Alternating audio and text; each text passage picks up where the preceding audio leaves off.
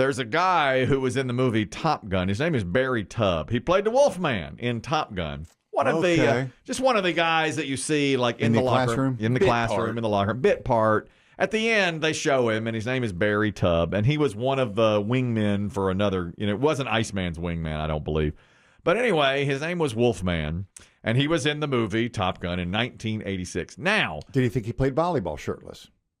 I don't think so. Oh, I don't. That was 2-on-2, I believe, you're right. And I don't think he was in that scene. But he's in the classroom and he's in the locker room and he's in the bar. I think when Kelly McGillis and the song. I think he's part of that. Nonetheless, he's in 3 or 4 scenes in the movie. Now the movie, of course, is updated. Top Gun Maverick a couple of years ago. Well, there's a scene in that movie where they look at the class of 1986, and there's Maverick, and there's Coyote, Ice, and they're talking to Rooster. And poor Goose. There's Goose, and right beside him, right beside Goose, is Wolfman. So he's in the photo. So now the actor who played Wolfman, Barry Tubb, has his attorney saying, nobody asked my permission for that. Pay up. Let's go. Pay the wolf. My image is in the movie. Pay the wolf. And the movie folks, Paramount, has said, we're not paying you a dime. We own this. We own this image. Wow. What do you think? I'm totally on Paramount's side. They own that. You think they do? Yeah, I'd, for fun, cut them a check for like $7.50. Yeah. Be like, you could pay him some scale. Tubb says they had no right to use the photo, never asked permission, never paid him a cent, and he's asking for unspecified damages. But the movie has made $1.5 billion, and he wants a percent of that.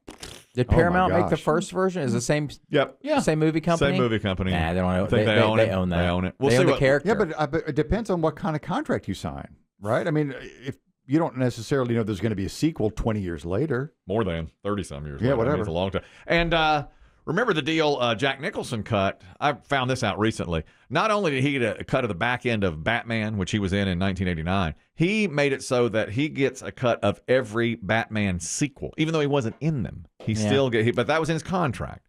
So I'm wondering if I think the bigger the star, the better the contract. Well, he had and that, the tighter the the tighter the tighter the verbiage. Well, surely he had that contract specifically. Yeah, but he said speaking. I bet they end up paying him a couple hundred. You think? I do. A couple 100,000 for that. Well, again, it's made $1.5 billion, and he thinks he's entitled to a percentage of it just because. But then that would open it up because it's a large photo. I mean, it's like the whole class, that would open it up for everybody, I guess. But they zoom in on Goose, and this guy. You think Anthony Edwards got a cut? I doubt it. I never thought of that. No. I never thought about it. But they not only do they, now, in the second movie, not only do they have his picture, they show flashback scenes of the first movie, and he's in them. Oh, so he might get a little piece of that. I bet he does get a piece. I don't know what their contract was back in the 80s. I mean, they may have said, hey, look, anything coming after this. You don't think they would thought about making a sequel even back in the 80s? I think they thought about it. I know they did. Don't you think even just the thought of that, they'd put it in a contract and say, hey, if we use this later as a flashback, but you're not hired exactly for that movie. I'm not sure no how cash. specific. Yeah, but by that rights, then why would you pay Tom Cruise any money? Well, because he's doing new acting for the new movie. This is just pictures and video from the old movie. They don't even have to come to the set.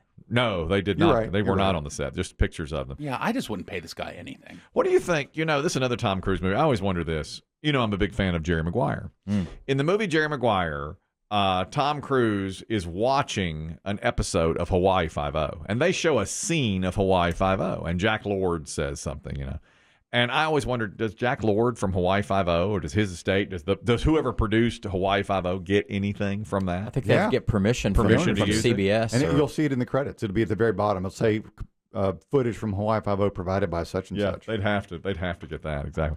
I don't know. But they own it. CBS owns that, and they own that character of, what was Jack Lord? McGarrett. They own that character, and they're like, yeah, you can use it. Yeah. They could probably ask for money, but they're like, just use it. So, but this Paramount likely owns. We'll see what Lisa has to say about that on Friday. She's coming in, or she'll be talking about it on Friday. There's one more legal case that I also think she will be commenting on Friday. It's in Seattle, and it's happening again. There's a Ross Dress for Less up there. Oh, that's a good store. Boy, tell me about it. I need to get in there. You should. Boy, I'll tell you what. Just walk in there and say, give me a makeover. Make me over Ross Dress for Less. The Ross Dress for Less makeover. Well, they're doing something that I guess a lot of places have done. They're playing very loud music Now, I read the article. They didn't say why. I'm assuming it's to get rid of homeless people. That's right? exactly why. But what's happening is they're playing the music so loudly, mostly Eye of the Tiger, that the neighbors who live in an apartment complex across the way in a high-rise are saying, we can't take it anymore. I'm constantly singing Eye of the Tiger all day long. Keeps us awake, and we understand the purpose of it, but it's not working.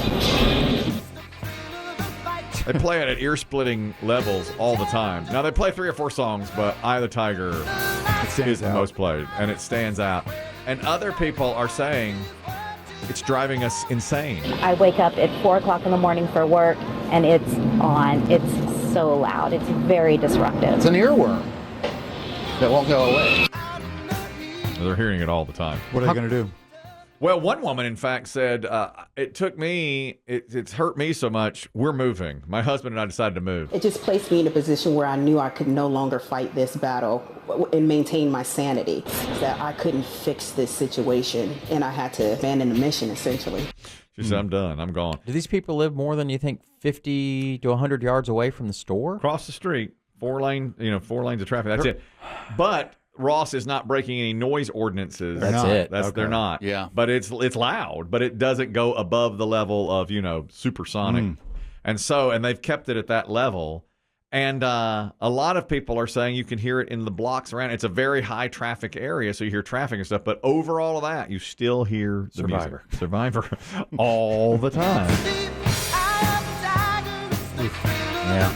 Of course, I'd love it. And there are worse songs, but Yeah, well, yeah, but still, I mean, all the time.